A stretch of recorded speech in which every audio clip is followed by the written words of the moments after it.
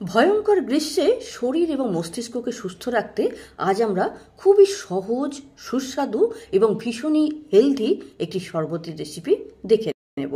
নমস্কার বন্ধুরা, চ্যানেলে আপনাদের সকলকে স্বাগত। চলুন খুব ভীষণই হেলদি এবং টেস্টি একটি শরবতের রেসিপি নেওয়া যাক। তার জন্য প্রথমেই আমরা নিয়ে নেব রোস্টেড ছোলা।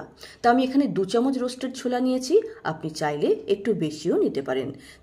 তার সাথে নেব খানিকটা পুদিনা পাতা, সামান্য বিট লবণ, সামান্য জিরে পাউডার এবং লেবুর রস।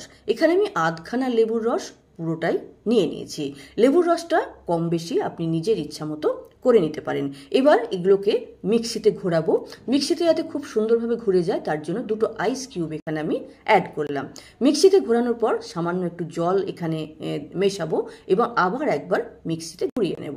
এবার এটা যেটা তৈরি হলো, এটা হলো শরবতের মিক্সচার। শরবতের মিক্সচারটা এবার গ্লাসে ঢেলে নেব। এই জারের গায়ে যেটুকু লেগে আছে সেটাকেও আমি জল দিয়ে ধুয়ে নিয়ে নেব। পরিমাণ মতো জল মেশাবো, ওপর থেকে দেব আইস কিউব এবং পুদিনা পাতা। এই যে রিফ্রেশিং শরবতটা তৈরি হলো, এটা যদি আপনি নিয়মিত নিতে পারেন তাহলে শরীরকে হাইড্রেট রাখতে পারবেন। ভয়ঙ্কর গ্রীষ্মেও শরীরে জলের অভাব হবে না। যাই হোক, রেসিপিটি কেমন লাগলো অবশ্যই লিখে জানাবেন। ভালো লাগলে লাইক, শেয়ার করবেন। আর এরকম ছোট ছোট ইউজফুল ভিডিও আরও পেতে চ্যানেলটিকে সাবস্ক্রাইব করে বেল বোতামটা প্রেস করে নেবেন। আজ এতটাই। নমস্কার।